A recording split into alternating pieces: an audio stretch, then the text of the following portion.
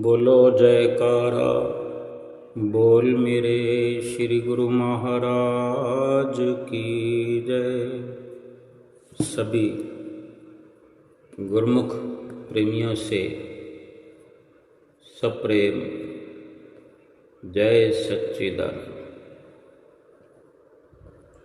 गुरुमुख प्रेमियों, सतगुरु हमारे लिए क्या स्थान रखते हैं,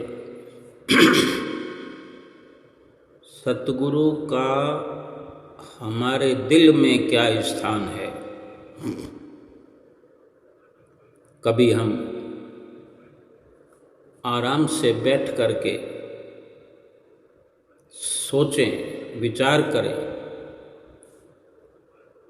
ये सतगुरु नारायण स्वयं आप मनुष्य रूप धार करके आए। संत नारायण जी ने अपनी वाणी में कहा है, गुरु नारायण रूप है, गुरु ज्ञान को घाट, सतगुरु वचन प्रताप सो मन के मिटे उचाट। कि सतगुरु जो हैं स्वयं आप नारायण हैं और सतगुरु ही ज्ञान का घाट है। गुरु साक्षात श्री नारायण का ही रूप हैं। उन्हें मनुष्य समझने की भूल कभी नहीं करना चाहिए। गुरु जो हैं, सतगुरु जो हैं, ज्ञान के सागर का घाट है। जैसे हम नदियों में स्नान के लिए जाते हैं तो तरह तरह के घाट बने होते हैं कि ये अमुक घाट है, हम अमुक घाट पर स्नान करने गए, तो वो किनारा, वो नदियों के घाट होते हैं। ऐसे ही सतगुरु जो हैं ज्ञान के सागर का घाट है। सतगुरु जो सबसे ऊंचा, गहरा और जिसका कोई और छोर ना हो, ना कोई आदि हो ना अंत हो, उस सागर का घाट है। और उसी सागर के घाट पर हर गुरुमुख प्रेमी अपने मेले कुचेले मन को बड़ी आसानी से धोया करता है, जो सतगुरु को स्वयं नारायण का रूप जान लेता है, समझ लेता है।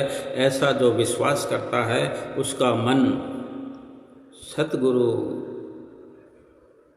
ज्ञान के सागर के घाट पर धोना बहुत ही आसान हो जाता है। ऐसे सतगुरु के वचन वाणी की शक्ति के, सतगुरु के वचन और वाणी की ताकत से, शक्ति से मन के सब विकार दूर हो जाना, यही मन का धोया जाना है। और कोई साबन, कोई कपड़े धोने वाला साबन मन को थोड़ी धोता है। वचन भी आते हैं कि गुरु धोबी शिष कापड़ा, गुरु धोबी शिष कापड़ा, साबुन सिरजन हार, सुरत शिला पर धोइए निकसे रंग अपार। हमारी जो सुरती है, हमारा जो ध्यान है, इस शिला पर, ध्यान रूपी शिला पर रखकर, जैसे शिला यानी पत्थर पर रखकर धोबी कपड़ा धोते हैं, उसी के बारे में वर्णन है। मन को धोने की सारी बात है, मन का ही सारा दारोमदार है। गुरु धोबी शिष्य कापड़ा। हम जो सतगुरु के शिष्य हैं, हम कपड़ा बन जाएं। गुरु धोबी बन के आए हैं हमारे लिए नर रूप में, और साबन सृजनहार। साबन उस प्रभु का नाम, प्रभु की दया, आशीर्वाद, और इसी के माध्यम से मन की मैल को धोना है। सुरत की शिला पर, ध्यान की शिला पर तो इतना रंग निकलेगा, इतना रंग निकलेगा। और ये जो रंग की बात है, निक से रंग अपार, ये जितने भी विकार भरे पड़े हैं, जितने मायावी ख्याल भरे पड़े हैं, जितनी ये पापों की दास्तान इस मन के अंदर भरी पड़ी है, उन सब का धुल जाने से रंग निकल करके मन साफ सुथरा हो जाएगा। और परम संतोष उस मन में, उस हृदय में आ जाएगा जो आज मन भटक रहा है। आज दिल बेचैन है। आज दुनिया में जिससे भी हम बात करें, अपना विचार साझा करें, एक ही बात निकल कर सामने आती है कि मेरा तो मन अच्छा नहीं है, मेरा तो मूड ठीक नहीं है, मेरा हृदय दुखी है आज।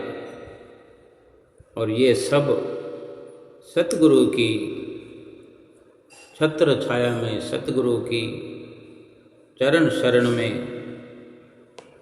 आकर के, और इसको भी ठीक से समझना होता है।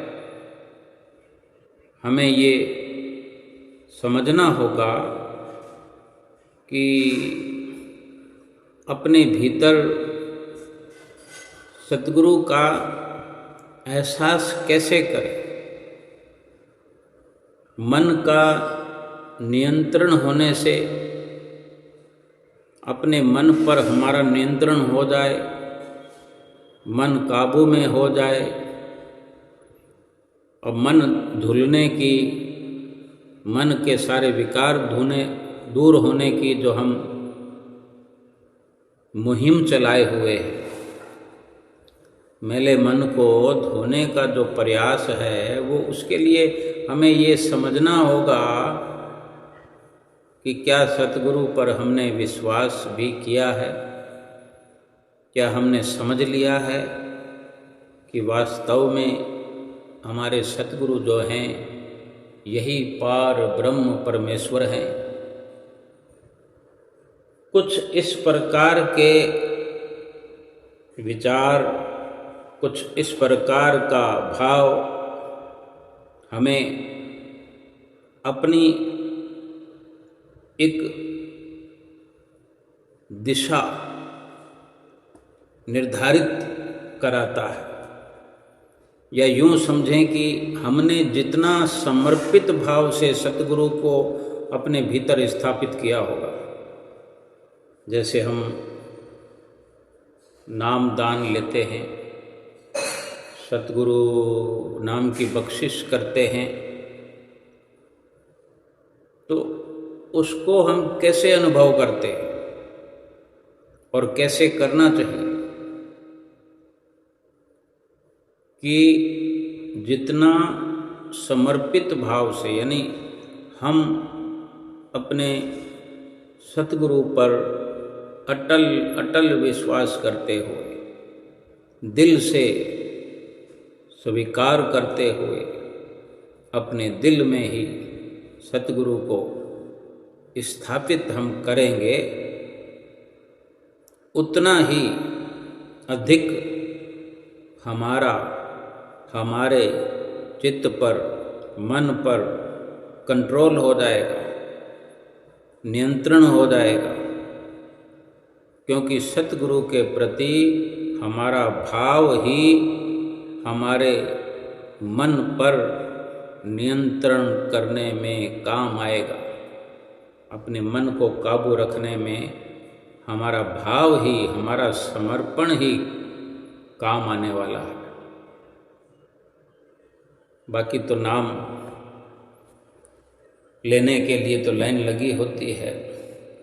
सतगुरु सब पर कृपा करते हैं कि आज नहीं तो कल नाम तो अपना काम करेगा ही, लेकिन उसका लाभ अगर हम अभी हाथ के हाथ उठाना शुरू कर दें तो देखते ही देखते काम बन जाता है, काम बनने लग जाता है और जीवन ऐसे सफल हो जाता है आसानी से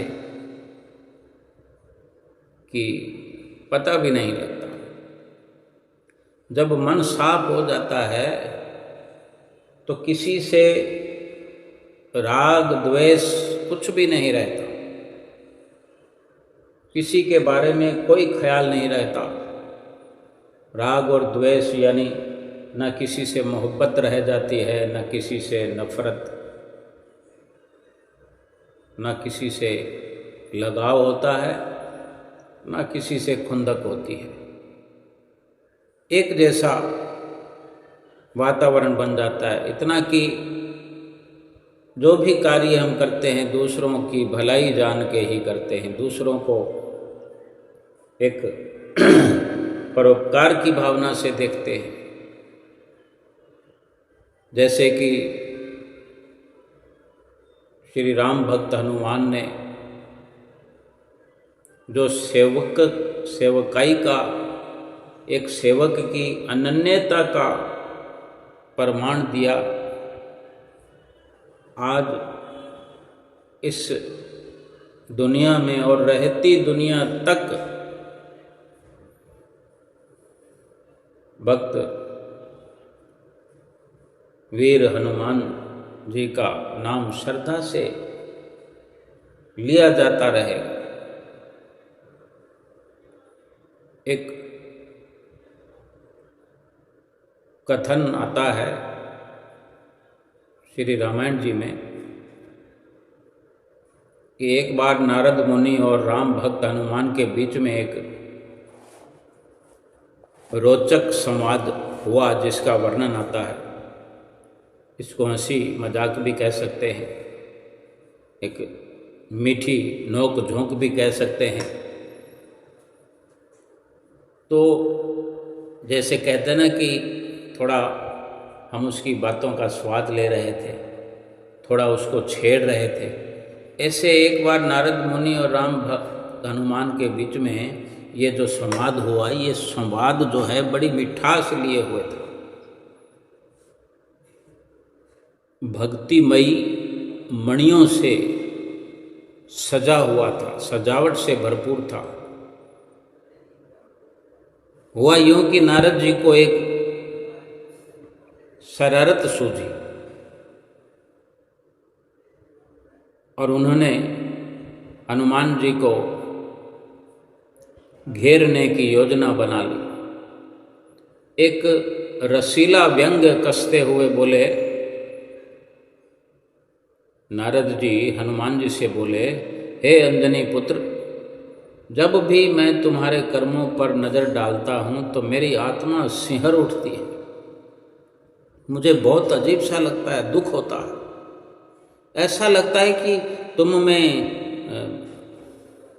भक्तों वाला तो एक भी गुण नहीं है। हनुमान जी ने ये सुना तो थोड़े असमंजस में पड़ गए। बोले, मुनिवर आप तो महाज्ञानी हैं, जो कहते हैं वो मर्म भेदी होता है, यानी आप जो भी कहते हैं वो तो रहस्य से भरा होता है। इसलिए मैं आपके मंतव्य को स्पष्ट रूप से समझना चाहूँगा, यानी साफ साफ कहिए महर्षि नारद। तो जब हनुमान जी ने ये आग्रह किया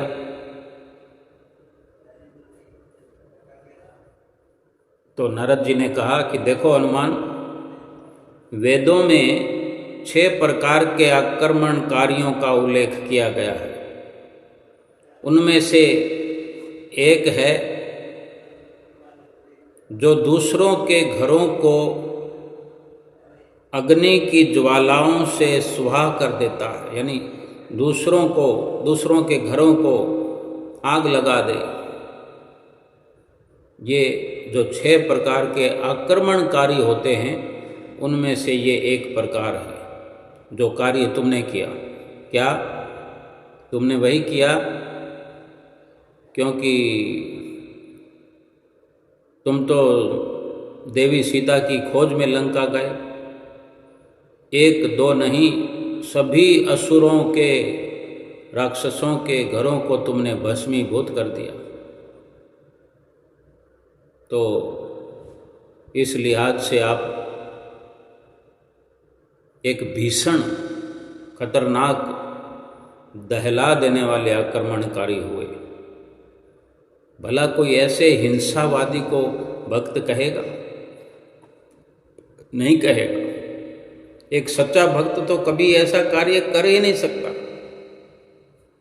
अब तक हनुमान जी श्री नारद जी की ये छुपी छुपाई छेड़खानी समझ चुके थे कि हनुमान जी जो समझ रहे हैं वो यही है कि नारद जी मुझे छेड़ रहे हैं क्योंकि काफ़ी देर हो गई थी इस तरह संवाद चलते। तो अब हनुमान जी के चेहरे पर भी मधुर मधुर मुस्कान खिल गई। वो भी नारद जी से रसवाद करने के लिए तैयार हो गए। हनुमान जी बोले, प्यारे मुनिवर, आप कह रहे हैं कि ये कार्य एक सच्चे भक्त को शोभा नहीं देता, पर मुझे लगता है कि ये तो एक सच्चे शिष्य का परम कर्तव्य है। जो मैंने किया वो मुझे तो लगता है मेरे हिसाब से एक शिष्य का परम कर्तव्य है जो मैंने किया। तो नारद जी ने पूछा कि वो कैसे हनुमंत?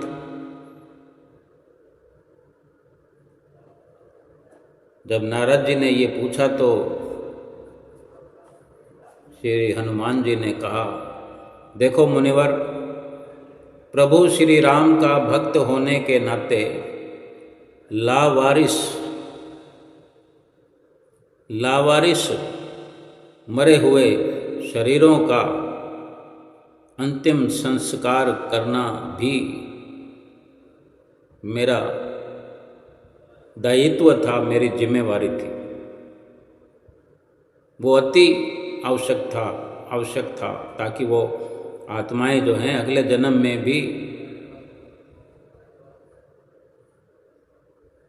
फिर इस तरह का कार्य न करके बल्कि उत्तम श्रेष्ठ जीवन को प्राप्त कर सके। नारद मुनि बड़ी हैरानी से कहने लगे, लावारिस, मृत शरीर? लंका में कौन से ऐसे मृत शरीर थे हनुमान? तो हनुमान जी ने कहा, जी हाँ मुनिवर, मरे हुए लावारिस शरीर। हमारे ग्रंथों में लिखा हुआ है, ग्रंथों में छपा हुआ है कि जिन जीवों में ईश्वर के नाम की सरगम नहीं बजती वे मरे हुए हैं। जिस प्राणी में ईश्वर के नाम की धुन नहीं बजती वो मृत ही है। वर्णन भी आया है, जिन हरि भक्ति हृदय नहीं आनी, जीवत सब समान ते प्राणी। कि जिनके हृदय में हरि की भक्ति नहीं, जो उसके नाम से वंचित है, वे मनुष्य होकर भी, यानी सजीव होकर भी निर्जीव है, श्वास होते हुए भी, प्राण होते हुए भी निष्प्राण है, जिंदा होते हुए भी वो मरा हुआ है। उनकी गिनती जिंदा लाशों में होती है। हनुमान जी ने कहा कि लंका में मैंने ऐसे ही मृतक मरे हुए जिंदा लाशें बहुत देखी है, और तभी मैंने सोचा क्यों ना मैं इन सभी शवों का सामूहिक रूप से एक साथ ढेर लगाकर अंतिम संस्कार कर दूं, सबको अग्निदेव के हवाले कर दूं। पर हाँ, लंका में एक स्थान ऐसा भी था जहाँ लाश नहीं, मुर्दा नहीं, वहाँ श्री राम का जीवित व जागृत भक्त रहता था। उस जगह पर ईश्वरीय नाम की दिव्य धुन तरंगित थी, धुन हो रही थी, नाम की ध्वनि प्रसारित हो रही थी। तो नारद मुनि ने पूछा, ऐसा कौन सा स्थान था वहाँ पर?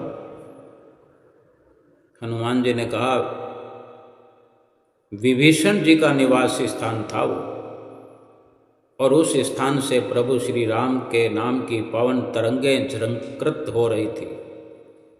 इसलिए मैंने उस स्थान को नहीं जलाया और न ही कोई हानि पहुंचाई। तो बताइए ना मुनिवर, क्या मेरा विवेक या मेरा ये कोई कार्य आक्रमणकारी का आक्रोश से भरा हुआ था?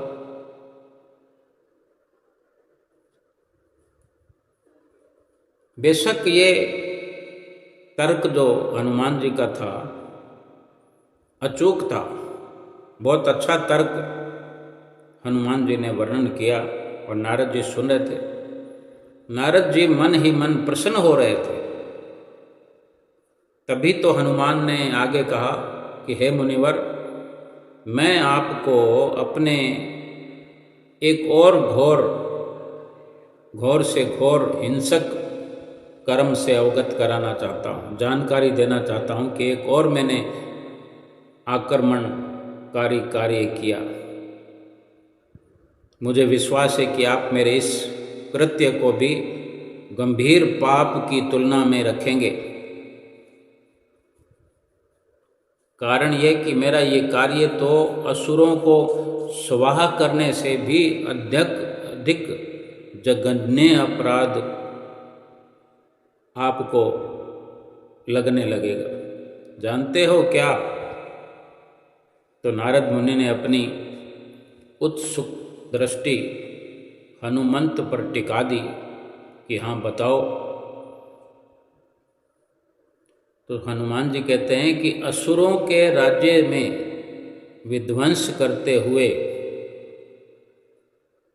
जब मैं उजाड़ कर रहा था, लंका को उजाड़ रहा था, मैं आग लगा रहा था, तो बीच बीच में जोर जोर से गुर्रा रहा था। मेरे गुर्राने की गड़गड़ाहट इतनी तेज थी कि पूरा राज्य थर थरा उठता था। जानते हो मुनिवर, इसका क्या परिणाम हुआ कि वहाँ की राक्षसियाँ, वहाँ की राक्षसों की औरतें, उनके जो गर्भ में पल रहे राक्षसी बीज जो थे, उनका भी अंत हो गया।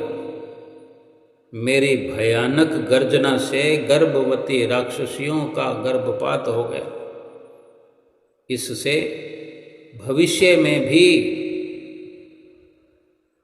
राक्षसों की सेना में बढ़ोतरी होने की सारी संभावनाएं समाप्त हो गई। मेरे प्रभु श्री राम के शांतमय सुखमय राज्य में आगे चलकर भी कोई विघ्न न डाल सकेगा। नारद जी अत्यंत प्रफुल्लित हो उठे सुनकर और हनुमान को गले लगा लिया।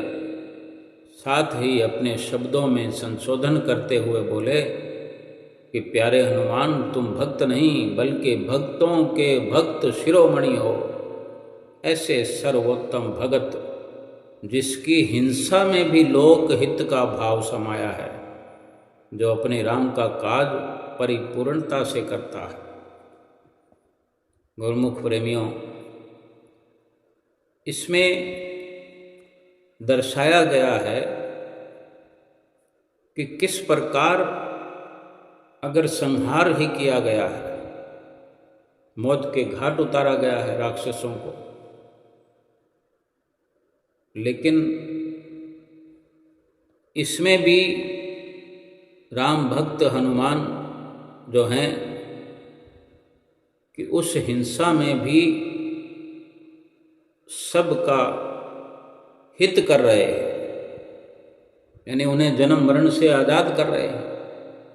चाहते हैं कि इन्हें फिर ये राक्षस का जन्म ही ना मिले, इनके बीज का नाश हो जाए। बहुत से रहस्य जो हैं वो तभी समझ पाते हैं हम जब सत्संग को गहराई से सुने, और ये तभी संभव होता है जब सतगुरु का नाम, मालिक का नाम हमारे उस दिल में बस जाता है जिस दिल पर हमारा नियंत्रण हो चुका है। और नियंत्रण तभी संभव है जब हमने अधिक से अधिक यानी परिपूर्ण समर्पित भाव से सतगुरु को अपने भीतर विराजमान किया होता है। अब हम विचार स्वयं करें कि नाम तो सभी ने प्राप्त किया है, हमको नाम तो मिला है, लेकिन नाम की कितनी परवाह करते हैं, नाम की कितनी कदर करते हैं, किस प्रकार से जानते हैं कि हमने नाम लिया हुआ है। इस सच्चाई को क्या हम अपने आप से भी साझा करने का प्रयास करते हैं?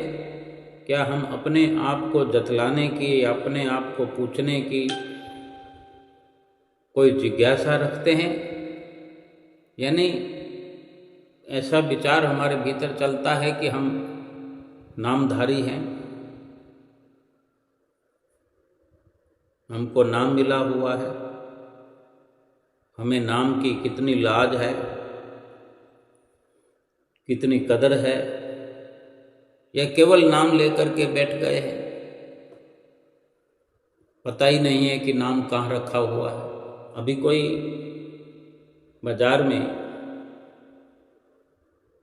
कोई कीमती वस्तु लेकर आए तो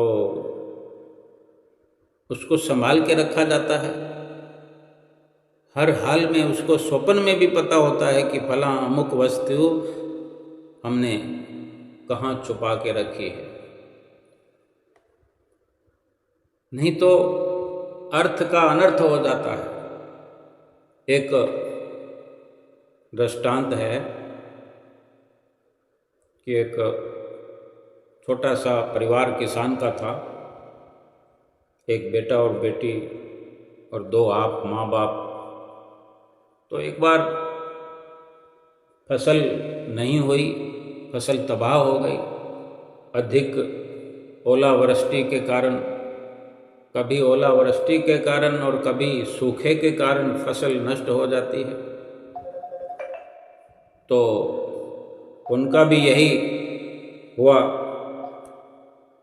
कि फसल जो है नष्ट हो चुकी थी ओलावृष्टि के कारण। तो अब रोटी खाने में भी रोटी के लाले पड़ने लगे। तो क्या हुआ कि पत्नी कहती है, भाई ऐसे तो काम चलेगा नहीं, कहीं कुछ घर से बाहर निकलो, कोई काम धंधा करो, कोई नौकरी तलाश करो। तो वो बेचारा किसान जो था घर से चल पड़ा।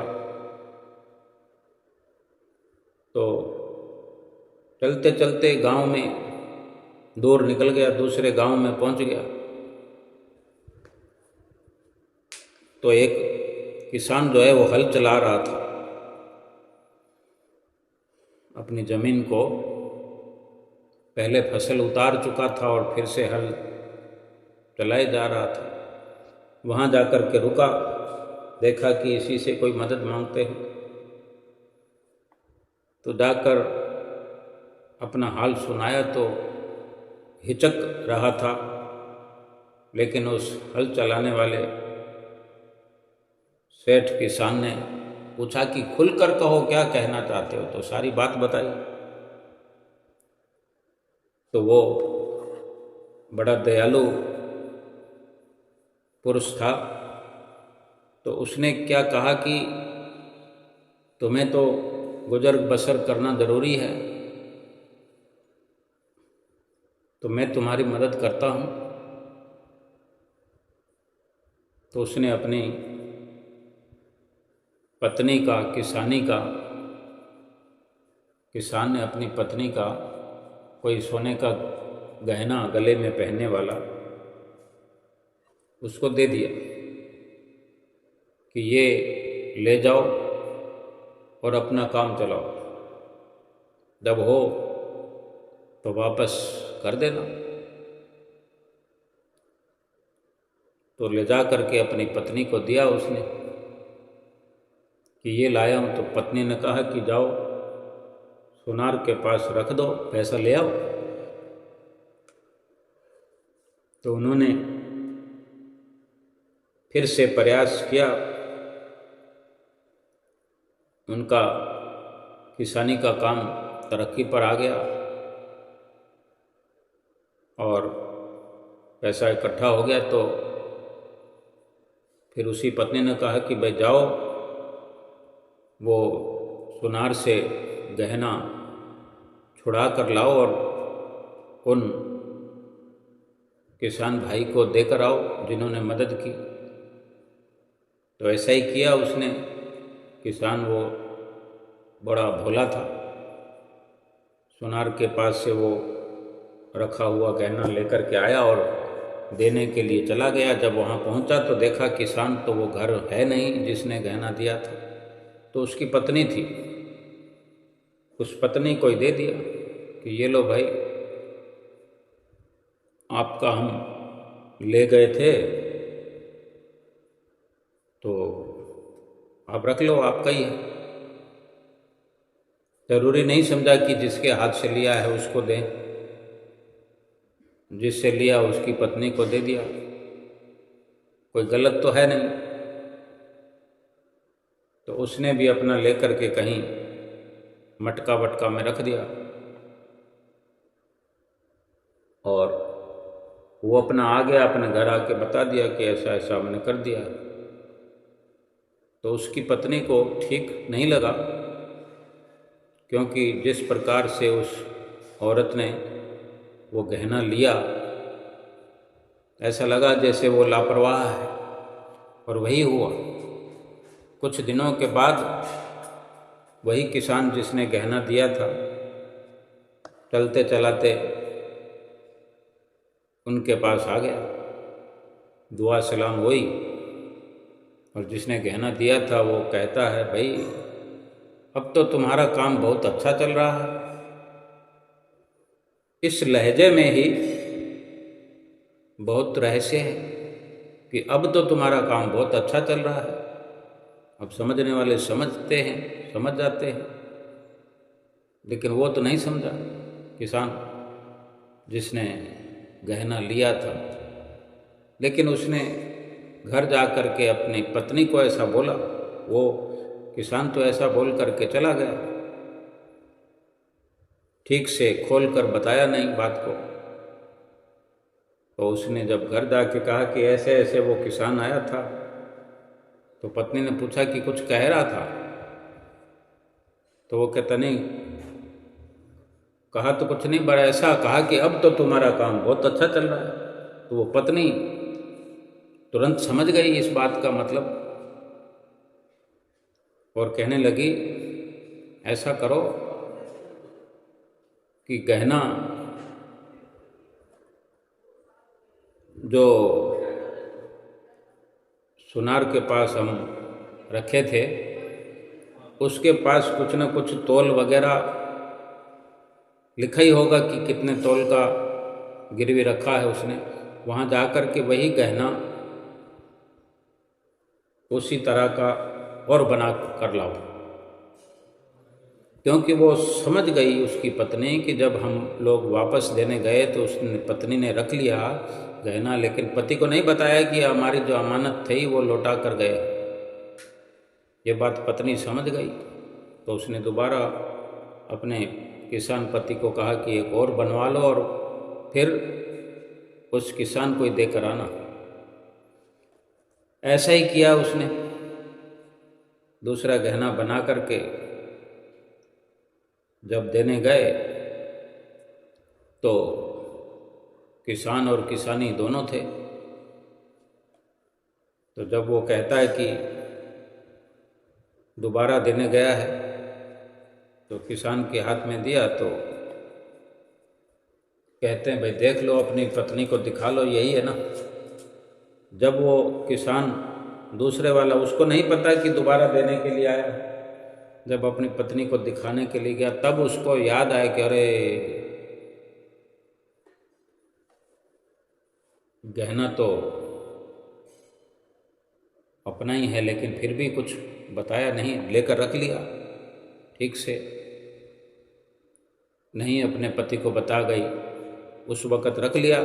फिर बाद में अच्छे से समझ करके अपने पति को कहती है कि हमसे बड़ी भूल हो गई है।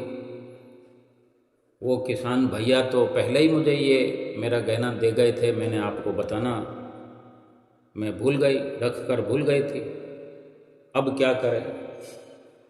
थे वो भी ईमानदार ही, तो अब वो कोई अटकल लगाते हैं कि अब कैसे वापस करें। सीधा सीधा तो कहना ठीक नहीं है, अब कह दिया जाए तो क्या हर्ज है, लेकिन दूसरा तरीका ढूंढते हैं कि ये न कहना पड़े कि हमसे भूल हो गई, हमसे गलती हो गई, क्षमा चाहते हैं, ऐसा ना कहना पड़े, इसलिए दूसरा रास्ता ढूंढ रहे। अपना अपना स्वभाव है ना, लेकिन भाव तो कहने का इतना है कि लापरवाही कितनी करी उसने, और वो भी देखो दिल के सच्चे, जिक्र तक नहीं किया, कोई तर्क वितर्क नहीं किया, और दूसरा गहना बनवा करके। आज भी उस गहने का वजन अगर 3-4 तोले भी हो तो सोचो कोई 3-4 लाख रुपए का माल भी दोबारा देते हुए कोई एक शब्द भी ना कहे, ये कैसे हो सकता है। तो उन्होंने घर में अपने सलाह की कि अब प्रायश्चित कैसे किया जाए। तो पत्नी कहती है अपने पति को, भाई ऐसा करो, अब आप जाओ उनके गांव में, उनसे जाकर कहो कि उनका बेटा है, तो उनको बोलो भाई हमारी बेटी ले लो, तुम्हारा बेटा और हमारी बेटी विवाह कर लो। अब हम अपनी बेटी को जब विदा करेंगे तो वो गहना हमारे पास जो फालतू में आया हुआ है एक्स्ट्रा, वो गहना दे करके विदा कर देंगे, हिसाब किताब बराबर, उनकी चीज़ उनके घर में चली जाएगी, हमारा प्रायश्चित हो जाएगा। तो वो जा कर के उनको कहते हैं, मिलजुल करके कह दिया वो कि ठीक है बताएंगे सलाह करके। तो वो कह करके आ गया। तो फिर वो किसान जिसने गहना लिया था वो अपनी पत्नी से कहता है कि ऐसा ऐसा कह रहे थे। तो पत्नी ने तुरंत कह दिया कि नहीं, हम उनकी बेटी को अपने घर नहीं लेंगे, क्योंकि जिस माँ के ऐसे विचार हों, जो ऐसी लापरवाह हो, उसकी बेटी में तो वही संस्कार होंगे। यानी इतनी बड़ी बात उनके दिमाग में बैठ गई, और वास्तव में इतनी बड़ी बात ही है। सोने का गहना हो और उसकी रखने की लापरवाही करे। तो जिन्होंने गहना लिया था उधार, उसकी पत्नी बोलती है कि जाओ, अपने पति को बोलती कि जाओ उनके पास, उनको बोलो भाई हम तुम्हारी बेटी तो नहीं लेंगे, लेकिन हम अपनी बेटी तुम्हें दे देंगे।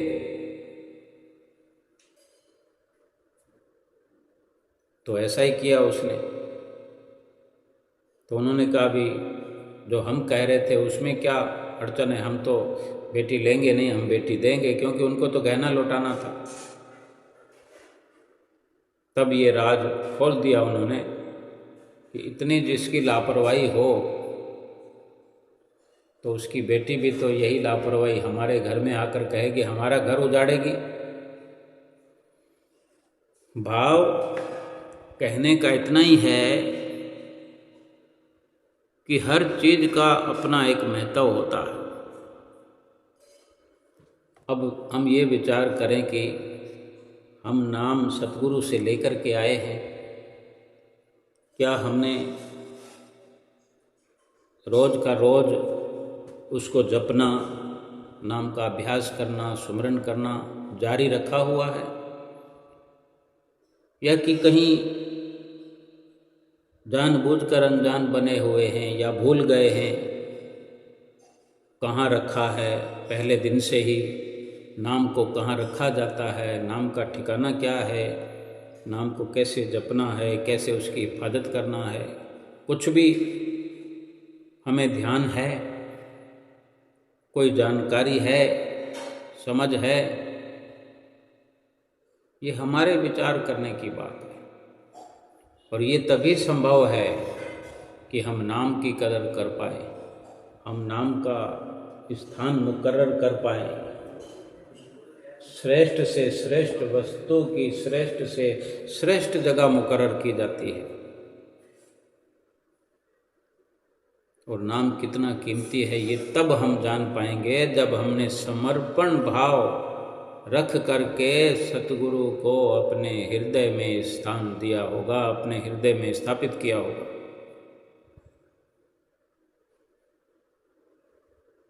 अब केवल भीड़ देखते हैं हम दर्शन हाल के अंदर, कितनी भीड़ होती है। सतगुरु को तो सबने पा लिया होता है। दर्शन हाल में श्री गुरु महाराज जी विराजमान हैं। दर्शन हाल में इतनी संगत बैठी हुई है, इतनी खलकत बैठी हुई है, इतनी भीड़ है, सभी ने पा लिया है सतगुरु को। क्या सतगुरु को अपने सामने बैठे हुए देखना, यही सतगुरु को पाना है? सतगुरु को एक सिंहासन पर बैठा हुआ विराजमान हुआ हम देख रहे हैं, सतगुरु का ठिकाना है वो। वहाँ से तो हम चले आएंगे 2 दिन में, 4 दिन में, 10 दिन में। फिर घर आकर कैसे सतगुरु को देखेंगे, ढूंढेंगे, खोजेंगे? अगर अपने भीतर हम संभाल कर लाए होंगे तो हमारे साथ होंगे, हमारे साथ रहेंगे। अगर हमें उनको अपने साथ लाने का तरीका मालूम होगा, अपने साथ रखने की पूरी युक्ति होगी, तो पूरा लाभ भी मिलेगा। अब ये संभव तो तभी हो सकता है कि जो अपने भीतर नाम की संभाल नहीं कर सकता, तो फिर नाम भी उसकी संभाल नहीं करेगा। जो भी कीमती वस्तु है उसको जो संभाल कर रखता है, फिर वही कीमती वस्तु संभालने वाले को भी संभालती है। अभी किसी के पास कोई हीरा हो, महंगा हीरा हो, या कोई सोने का कोई टुकड़ा हो, 100-200 ग्राम का ही हो भले, जिसने उसको संभाला हो, हिफाजत से रखा हो कि वक्ते ज़रूरत के लिए रखा हुआ है, अगर संभाल के रखा हुआ है, हिफाजत से रखा हुआ है, ऐसे वैसे हल्के टाइम पर उसको बेच बिचा कर ख़त्म नहीं किया है, तो फिर वही संभला हुआ गोल्ड जो है वक्त पर काम आएगा। और जब काम आएगा तो 10 गुना कीमत हो चुकी होगी। आज अगर कोई 5 लाख रुपए का सोना है तो फिर वक्त आने पर 50 लाख का हो चुका होगा। आज हम खुद अनुमान लगाएं कि अगर 20 साल पहले सोचो आज 2025 है, 2025 है तो 10 साल पहले लगा लो, 15 साल पहले लगा लो, लगभग 15-16 साल पहले सोना 12,000 रुपये तोला, 24 कैरेट 12,000 रुपये तोला था। और 15 साल में आज देख लो लगभग 1 लाख रुपये ही समझो, कितना गुना हो गया, 10 गुना हो गया लगभग। अब जो उसकी लागत कीमत है वो तो आएगी आएगी, लेकिन उसका जो 10 गुना बढ़ कर के रेट है वो कीमत आएगी। बिना कमाए ही ये उसको संभालने की, ये उसकी हिफाजत की कीमत है। नाम को भी संभालना माने नाम को जपना, नाम का अभ्यास रोज का रोज करना, नाम का सुमरन नित्य प्रति करना, लगातार करना। सतगुरु के दर्शन का लाभ तब है, सतगुरु की सेवा तभी सफल है। 5 नियम ये श्री आरती, पूजा, सेवा, सत्संग, दर्शन, ध्यान सब तभी सफल है जब सतगुरु के वचनों पर पूरा अमल करें। 5 नियमों की पालना रोज करें, भजन अभ्यास 2 घंटे रोज करें, तभी ये समझना आसानी से, हमें खुद को ये समझना चाहिए कि सतगुरु हमारे हृदय में विराजमान है। अगर उनके वचनों पर अमल नहीं है, यानी 5 नियम हम नहीं निभाते, 2 घंटे भजन अभ्यास नहीं करते और हम कहते हम तो सतगुरु को अपने दिल में रखते हैं, ये सतगुरु को दिल में रखना नहीं कहलाएगा। नाम तो ले लिया लेकिन नाम को हमने कहीं रख दिया है, भूल गए या अनजान बने हुए हैं या कदर नहीं समझते, कीमत नहीं समझते, फिर कुछ भी हाथ पल्ले नहीं। किसी के पास सोना हो, 200 ग्राम सोना हो, 250 ग्राम सोना हो, रख करके भूल गया हो या कुछ समझता नहीं हो कि पड़ा है तो पड़ा है, और कंगाल बना हुआ घूम रहा हो, रोटी के लाले पड़े हों, उससे बढ़कर मूर्ख कौन हो सकता है कि लाखों की वस्तु, लाखों का धन घर में पड़ा हो, रोटी के लाले पड़े हो, बच्चे भूख से बिलख रहे हो। यही हाल है आत्मा का कि नाम रूपी सोना, नाम रूपी हीरा सतगुरु ने हमें दे दिया है और हमने रख करके उसको बुला दिया है या उसको बहुत हल्के में ले लिया है। कभी सोचते ही नहीं कि कंगाली मिट जाएगी, आत्मा की खुशहाली हो जाएगी, आत्मा का सारा दुख खत्म हो जाएगा। आत्मा को क्या क्या दुख है, यही दुख है कि आरती पूजा हम नहीं करते, सेवा नहीं करते, सत्संग नहीं करते, दर्शन ठीक से नहीं करते, अपने दिल में कुछ नहीं बसाते, 2 घंटे भजन अभ्यास नहीं करते। यही दुख आत्मा का है। अगर ये हम सुख में परिवर्तित कर दें, आरती पूजा करें, सेवा करें, सत्संग करें, दर्शन ध्यान करें, 2 घंटे भजन अभ्यास करें, तो आत्मा खुशहाल हो जाएगी, आत्मा माला माल हो जाएगी और फिर आत्मा कभी कुरलाएगी नहीं, दुखों का बयान करेगी नहीं, क्योंकि आत्मा अपने असली घर में पहुंच जाएगी। ये सारा जतन जितना भी सतगुरु हमें समझाते हैं, बताते हैं, आत्मा को परमात्मा से मिलाने के लिए ही है। और हम पूर्ण सुख को तभी प्राप्त कर सकते हैं जब असल में आत्मा को सुखी बना दें। शरीर का सुख हम ढूंढते रहेंगे, जीवन भर ढूंढते रहेंगे, शरीर को सुखी नहीं कर पाएंगे, क्योंकि शरीर की अवस्था बदलती रहती है, बदलती रहती है। 10 साल पहले इसको कुछ चाहिए था, आज कुछ चाहिए। 10 साल पहले हम कहते थे हमारे अंदर बहुत ताकत है, हमारे अंदर ये है, हमारे अंदर वो है। आज वो सब हमारे अंदर नहीं है। आज जाने क्या क्या इसकी ज़रूरत है कि एक बंदा हमारे पास खड़ा रहे। अभी हमारी 60 साल उम्र है, 70 साल उम्र है, तो हम चाहते हैं कि कोई बंदा हमारे पास हो, हर काम हमारा करे। हमें उठने में दिक्कत है, बैठने में दिक्कत है, चलते फिरते हर कार्य करने में दिक्कत है। फिर और 10 साल आगे जीना पड़ेगा तो फिर 2 बंदे होंगे तो भी हम कहेंगे कि हमें तो दुख है। इन सब दुखों की दवा यही है कि आत्मा को खुशहाल बनाया जाए, आत्मा को सुखी किया जाए। उसी के लिए ये 5 नियमों की पालना अनिवार्य है। 2 घंटे भजन अभ्यास करना जरूरी है। आत्मा खुशहाल हो जाएगी, माला माल हो जाएगी और अपने परम पिता परमेश्वर के साथ मिलकर एकाकार हो जाएगी। बोलो जयकारा, बोल मेरे श्री गुरु महाराज की जय।